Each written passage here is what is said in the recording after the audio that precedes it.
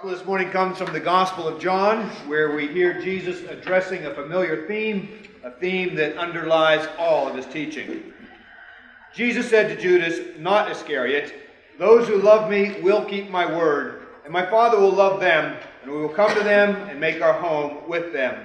Whoever does not love me does not keep my words, and the word that you hear is not mine, but is from the Father who sent me. I have said these things to you while I am still with you. But the Advocate, the Holy Spirit, whom the Father will send in my name, will teach you everything and remind you of all that I have said to you. Peace I leave with you. My peace I give to you. I do not give to you as the world gives. Do not let your hearts be troubled. Do not let them be afraid. You heard me say to you, I am going away and I am coming to you. If you loved me, you would rejoice that I am going to the Father, because the Father is greater than I. And now I have told you this before it occurs, so that when it does occur, you may believe."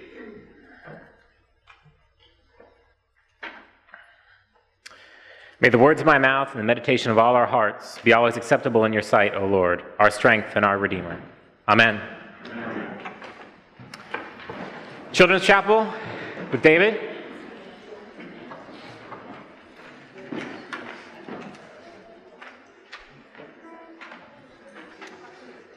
Good morning. Before I start, I just want to acknowledge all the food up here on the altar. One of my favorite church service I've ever been to in the whole world was a first fruits service at a village in Uganda, where all the farmers bring forth the product from their farms, whether it's chickens or goats or rice, beans, vegetables, what have you, and they put them all along the altar. So you can imagine, goats and chickens running all over the place. But this is a close second, so next year, when you guys have your farms going, you can bring that too. Well, good morning. My sermon today was going to be about change, because I'm going through a lot of changes right now in terms of job and career and graduation and ordination and physical, metaphysical, and other kinds of changes. And I needed something to give me some comfort, because change is hard, and I am one who is wanting to sort of hunker down when change confronts you and try and keep things as much the same as possible. So I had a great sermon drafted, and it was all based on a McDonald's hamburger. Now, this is a McDonald's hamburger. It's actually a week-old McDonald's hamburger. And as you can see, it hasn't changed a lot. Yeah. And I'm not going to eat it, no. And I did this because I read something on the internet, a bunch of you probably read it too, about a man who had a McDonald's hamburger he kept around for 14 years. And after 14 years, it hadn't changed at all. And actually, you look at the pictures and it looks a lot like this one. And so this got me thinking about change and how, if we try and prevent change, we end up like a McDonald's hamburger. And obviously, McDonald's hamburger only looks like this because of what? The preservatives and the chemicals and all the junk that's in this, right? So I had this great sermon about purity and the need to keep ourselves clean and to get rid of all those, the negative sort of preservatives and chemicals and carcinogens in our lives and just be pure and focused on God. And that was going to be a great, comforting sermon in a time of change. Sorry. That's because the science is all wrong. So a bunch of scientists who have too much time on their hands recreated this experiment, not only with McDonald's hamburgers, but also with homemade McDonald's burgers. So they took regular, like high-grade ground beef, and they made their own buns, and they made really thin patties like this, and they put those up against the McDonald's burger to see if they would go bad, testing this whole preservative theory. And it turns out those did exactly the same thing. That it has nothing to do with the preservatives in the burger. It's how thin it is, and it's how light the bread is. And it just dries out so quickly that there's no moisture in the meat, there's no moisture in the patty for it to ever mold or have anything bad happen to it. So it has nothing to do with the preservatives. And this, well, it really messed up my sermon.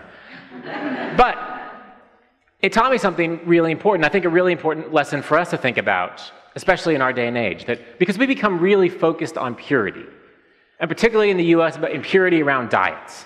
So there's always a new diet fad. The paleo diet, you may be carb-free, you may embrace a locavore diet where you're only eating things from within 100 miles, or vegan, any other way to find, cutting out all the negative things we put in our body and only putting the purest, the cleanest, the best things in there. And this is becoming an increasing trend, and we see this happening, and some people really get into it, and some people sort of look at it like, that doesn't make any sense. And I see sometimes the same trends happening in the church.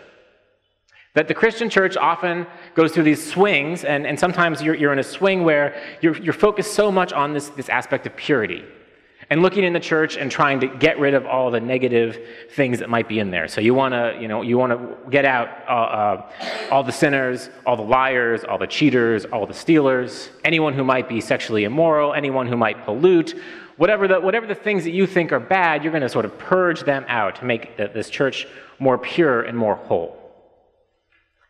And it can reach sort of epidemic proportions. Now, Jesus had a nice turn of phrase to talk about this. In the Gospels, when he's questioned about dietary habits, he says, it's not the things that go into your body that defile you, it's the things that come out. It's the stuff that we do, it's the stuff that we produce that's defiling. Now, if we go back to this analogy of food and we think about all the different ways that we turn this, because that purity becomes, very quickly translates into judgment. So it's not just this is how I eat, but they'll look at you and say, was that free-range meat? Are those hand-gleaned tomatoes? Is the water from this tea from the eastern Adirondacks? Not the west, the eastern. And we become increasingly concerned about purity and judgment in terms of who's in and who's out. And we create this insider-outsider mentality. Winners and losers, good people and bad people. And wouldn't you know it, the people who make these judgments are always on the good side. No one ever sets up a system like this and says, yeah, but I'm on the bad side. And this is the same thing that we see in the church. And he creates a sense of distance between the church and the outside world. The church starts to look inward, become inward-focused, and only think about what's going on inside of them, only trying to purify themselves, clean themselves up, make themselves as pure and holy as possible for God. Now, neither Jesus nor I would ever say that trying to be holy is a bad thing, just like I would never say trying to eat healthy is a bad thing. But when it reaches such an epidemic proportion that it stops us from doing other things, stops us from really living out the gospel in our lives, then it's a problem. Now, McDonald's is a really good example of this. As a new father, I'm intimately aware of the pressures around eating at McDonald's. If anyone gets a whiff that my daughter might have sniffed a French fry or, God forbid, tasted a chicken McNugget, I'm going to hell. And people are more than willing to tell me all the bad things that are going to happen to my daughter because if they get close to this food. Because obviously McDonald's is making America fat. It's killing people. It's putting carcinogens in our lives. It's a terrible organization that must be stopped. The problem is, I'm willing to bet everyone in this room has some happy memories around McDonald's. The first time your parents took you to McDonald's and you pulled in and you saw those golden arches, or even before the golden arches were there, and you were lucky enough to get a hamburger and you go to school the next day and tell your friends about it. Or the first time you opened a Happy Meal box, back when they still had boxes and not the bags, and you pulled out the prize and threw away the food and your parents were mad because they wasted all the money on the food and all you wanted was this cheap piece of plastic. The McDonald's in my hometown in California was built right around the time Jurassic Park came out. And so inside they had these huge dinosaurs. You press buttons and they'd like roar and move around. It was an event to go to McDonald's. It was really exciting.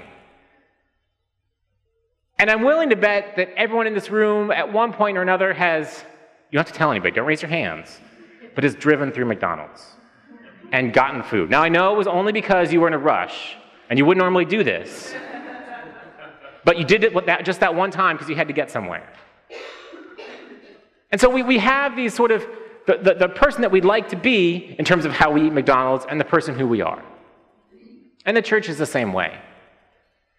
There's a person we'd like to be in terms of how holy, how pure, how faithful we are, and then there's the people who we really are. The problem is that if we only project the people who we would like to be to the outside world, all they feel is that judgment, because they know that they can never be that. And moreover, they know that we aren't like that. So people looking inside the church, and all they see are castigations of all the bad people in the world, and by implication, we aren't like that, just pushes them away. Now this narrative of purity and judgment and pushing people away is exactly what's going on in the gospel. Jesus has just spent the better part of 3 chapters in his farewell discourse talking about what's going to happen after he's gone and what the disciples need to do. And he's mentioned over and over again the need to love your neighbor, feed my sheep, take care, love people as I have loved you. And then Judas, not that Judas, a different Judas, comes to Jesus and says, but how will we know that you bless us and not the world? What sign or symbol or something do we need to wear? What diet do we need to adopt? What practice do we need to undertake so that we can set ourselves off from the world? And they're expecting something like we see in the Old Testament, with diet or clothes or behavior or taking certain days off, something to set people apart, to create a sense of purity around the church. But Jesus doesn't give them that. Jesus says, those who love me will follow my word, and I will be with them. And Jesus' word, over and over again in the scriptures, is love God, love your neighbor. Feed my sheep. Love others as I have loved you. It has nothing to do with the purity. It has nothing to do with behavior. He doesn't give them a place to worship. He doesn't give them a style of worship. He doesn't give them a magic secret code or anything else. The way that God will know us is by how we keep his words, how we love others. Now, this sometimes is easier said than done. Because love is a complicated term. We don't always know what it means. We don't always know what exactly we're trying to get at with love. So I've come up as my parting gift to you in the spirit of sort of the gratitude and graciousness we're talking about is my 3 easy ways to love your neighbor. Brought to you with some friends of mine. The first comes from 2 friends of mine, William and Theodore.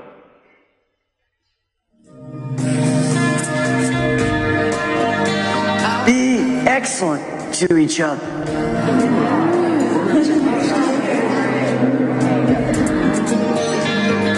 Party on, dudes! Be excellent to each other. Love excellently. Now, I know it's funny, but it's true. Love is hard. And the scriptures spend a lot of time defining love for us. And one in particular that I really like comes from 2 Peter, where he writes, for this very reason, you must make every effort to support your faith with goodness, your goodness with knowledge, your knowledge with self-control, your self-control with endurance, your endurance with godliness, your godliness with mutual affection, and your mutual affection with love. Now, that's a lot of steps to get to love. But it's also a much fuller definition of love than just being nice. So if we want to love like Jesus loved, we have to first be good, but that's just the start. Then we have to do some research, develop our knowledge around how exactly we're going to be good. And then we have to execute some self-control and make sure that this is not about me and my own glory, but it's about the people I'm trying to love, the people I'm trying to help. And then we work at it. We put in that endurance, that struggle to really work at this. It's not a one-time thing, but it's something we keep doing over and over again. And then finally, we have this balance of godliness and mutual affection, this need to sort of develop relations with people. It's not just sort of handing a bag of food and walking away, but it's really about developing relationship. And there's lots of ways to talk about this, but I'd like to ask my friend Tommy to show us his example. Brother? I'm gonna have a brother? I've always dreamed about having a brother. Speak of the devil. Oh, brother! Brother? I'm Paul. You must be Tommy. Brothers don't shake hands. Brothers gotta hug. So, brothers and sisters gotta hug. If you think you're loving people but you've never hugged them, or you've never sat down for a meal with them, you've never visited them in your home, you've never taken the time to sit down and get to know them and know what's going on in their lives, you haven't been loving them like Jesus loved us. There's lots of ways to talk about love, but if we're not doing this, if we're not hugging our brothers and sisters, we're not loving like Jesus loved. Now, the third piece is actually draws from the reading from Acts, which we didn't read today, but it has much more to do with sort of the journey we take, that where we go to love people. And I'm going to use the most romantic song I know to express this to you.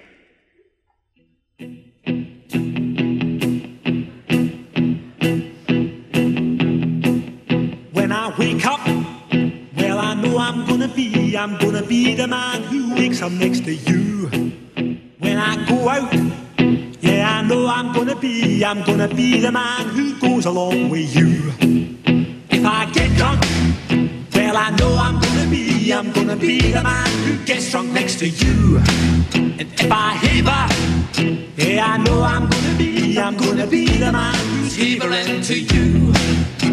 But I would walk 500 miles and I would walk 500 more to be the man who walked 1,000 miles to fall down at your door. When I'm walking. Yeah. Sorry, we can't listen to the whole song. But I love this song, and Monica thinks it's ridiculous that I think this is really romantic, but it's what she's stuck with. But I think it also is really true to the gospel, that if we really love Jesus, we will walk 500 miles and 500 more just to be the man who shows up, man or woman who shows up at his door. And this is what, in the reading from Acts today, we see one of Paul's journeys, where he travels from Turkey into Greece. And Richard Leach and I had an argument after the last service about how long the journey was, because there's different locations for some of these cities. But for the purposes of this sermon, it was about a 1,000-mile journey. Regardless, Paul certainly walked more than 1,000 miles in his lifetime, on his journey all the way from Jerusalem to Rome. And making this journey, it's not just the journey, but it's the journey in the search of living the gospel. So if we are called to love the stranger and the foreigner, we've got to get outside of our home. We've certainly got to get outside of the church, because we pretty much know everybody here. And the thing about traveling is, once you've been somewhere, people there aren't particularly strange or foreign anymore. So you got to go somewhere else, and then somewhere else. And this sense of mission, of going out and doing Jesus' work, is continual in our call as Christians. And if we stop doing that, if we stop venturing out, if we stop traveling those hundreds of miles, we stop living the gospel. And this is important because the orientation of Christianity is fundamentally different than almost all other religions. So other major religions, we all believe in God, and we all recognize God as divine, but most other traditions, in the end, are inward focused. You either focus on the temple, or you focus on Scripture, or in the case of some Eastern traditions, you focus inward, looking at the self and trying to understand what's going on inside. And in Christianity, that's not fundamentally the call. The call from Jesus is outward. It's to go and do likewise, to love your neighbor as yourself, to go and preach to teach the gospel wherever you can. These are the calls that Jesus gives us. It's all outward focused. And when we start to turn inward, that's when we become focused on the purity and the judgment, and we start to reflect a different kind of faith to the world outside. Now, I don't want to suggest, again, that these aspects of holiness aren't important. But the funny thing about all this travel and all this work and all this loving is that once we're doing it, we don't really have time to make a lot of other mistakes. We're so busy living out the gospel that we don't have to worry as much about the purity and the sins and everything else, because we're just busy. Christians should be busy people. Go be busy. Now, in a culture where we're always concerned about stress and businesses trying to cut down, I know that sounds antithetical, but the church has been antithetical from the beginning, so it's where we are. Now, the other day at the seminary, I saw a really interesting conversion experience. We had a Christian rock concert, and one of the acts at the end of the concert came up to the dean of our school, and he said, "You guys really don't care what people say, do you? You just want to go and be the hands and feet of Jesus." And he got an emphatic yes from the dean and pretty much everywhere else there. And so this man who was fairly skeptical towards the Episcopal tradition suddenly became a believer because he saw the integrity and the honesty and just this desire to go out into the world and be Jesus' hands and Jesus' feet. And this is not something new that we've developed. This is at the heart of our Anglican tradition. And really, it harkens back to the great Orthodox fathers in Greece in the early 300s who started talking about the focus on holy worship and just loving other people. And that's where we need to focus our attention. So you may have came here today with purity on your mind. You may have came here today worried about the things you're putting into your body or the things you're doing in your life, and worried that you're not doing it good enough or the people in your life aren't doing it good enough. And if that's the case, lay that down and love excellently. And you may have come here today skeptical of Christians in general because you see many more people angry and frustrated and attacking others than loving like Jesus loved. And if you feel that, lay it down and love excellently. And you may have come here today, and you may have been coming here for weeks or months or years, not sure what it means to be Christian other than to show up here on Sunday morning. And if that's true, lay it down and go love excellently.